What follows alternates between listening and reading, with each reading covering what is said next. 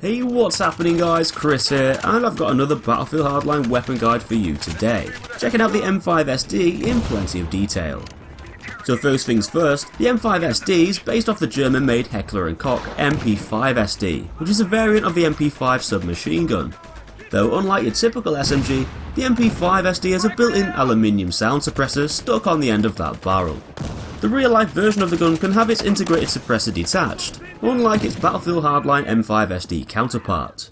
Though it's designed for special force units in silent combat scenarios and nighttime operations that fully utilise that suppressor to reduce muzzle flash and to help make the gun more quiet whilst firing.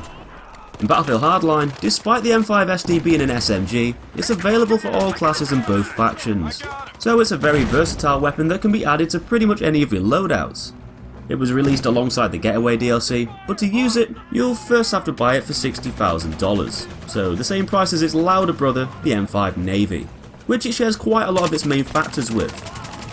So what does the gun do well, you might be asking? One of the M5SD's major positive points is its velocity at which it fires those bullets at. It shoots with a velocity of 420 meters per second, which is either on par or higher than most of the other SMG weapons. This might not sound like an amazing aspect, with there already being a fair few other SMGs like the AUG Para, M12S, M5 Navy and MP5K all firing at that same velocity. But the fact is, you've got yourself a silencer on the end of that gun, which when applied to those other SMGs would lower their muzzle velocity down by a whopping 62%, down to just 260 meters per second. So not only is the M5SD's muzzle velocity higher than a good majority of the other SMGs, but it's also not affected by that built-in suppressor either, eliminating any penalties to muzzle velocity that an add-on suppressor would have caused. This means that there's less bullet travel time, thus making it an easier silence gun to use in longer range shootouts. Another thing that the M5SD has that's better than a lot of other hardline SMGs is a fairly manageable recoil pattern, with an upwards kick of 0.26, a leftwards kick of 0.2 and a rightwards kick of 0.25. The M5SD can stay on target relatively easily, as it's not got a heavy amount of recoil, especially when you compare it to the likes of the Scorpion and the K10. It's not super accurate, with that vertical kick being on par with some guns like the MPX and FMG9, and its higher rightwards movement might cause the gun to drift a little bit to the right. But overall there's a lot worse, and most of the other SMGs have slightly higher values. Plus it also beats the M5 Navy in this field, with its recoil being a tad more erratic. The M5SD also fires at a decent speed of 700 RPM, which is quite steady, but still quick enough to drop your targets effectively. Unfortunately though, the M5SD shares its lower damage rate with the M5 Navy, boasting a maximum damage of 25 up to 25 meters, which decreases over distance of just 12 beyond the range of 35 meters. So not exactly fantastic, as it's going to take you 4 bullets to kill up close, though it could take you up to 9 bullets to put someone down over longer distances, if they have full health.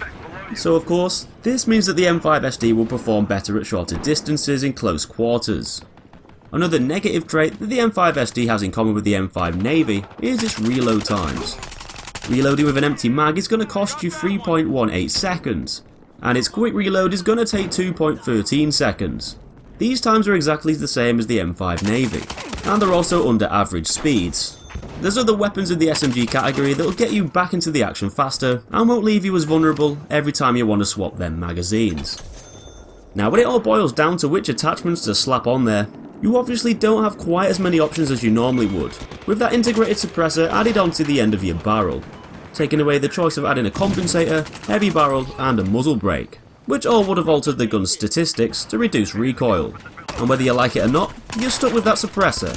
But the fact that the muzzle velocity hasn't dropped like it normally would makes this suppressor a damn good attachment to have on there. Despite the lack of choice when picking your muzzle attachment though, the M5SD can still have an accessory and grip applied to it. Accessory wise, I'd probably go for the laser sight to make hipfire spray more accurate, giving the weapon a direct stat buff.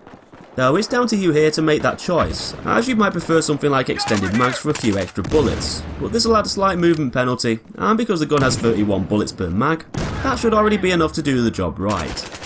But as for choosing the grip, I'd probably pick the stubby over the others, as it'll lower your spread increase while firing by 50%, down from 0.13 to 0.065, and so this will group your bullets closer together when firing in full auto.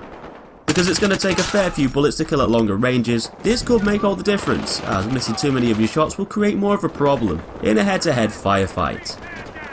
So in conclusion, the M5SD is a perfect weapon to equip if you fancy being a bit stealthy. With a normal bullet velocity, combined with an integrated suppressor, makes it one of the best choices in the game to add onto a stealth class for flanking enemies and opening fire without alerting everyone nearby of your presence, but also without lowering your muzzle velocity like a standard add-on suppressor would. The M5SD's recoil pattern isn't all that bad either, and it can be controlled quite easily compared to some of the other SMGs. However, just like the M5 Navy, it's not exactly going to pack a hell of a lot of punch, as its overall damage is on the lower end of the spectrum, plus it's not quite the speediest reloader of the bunch. Though it's a great gun to use if you need to stay off the radar and gun down your enemies from the shadows, or without the negative factors of your typical silenced weapon. So that's all folks, I hope you enjoyed the video, give it a thumbs up on your way out if you did, and subscribe to see loads more. Take it easy, and I'll see you in that next one.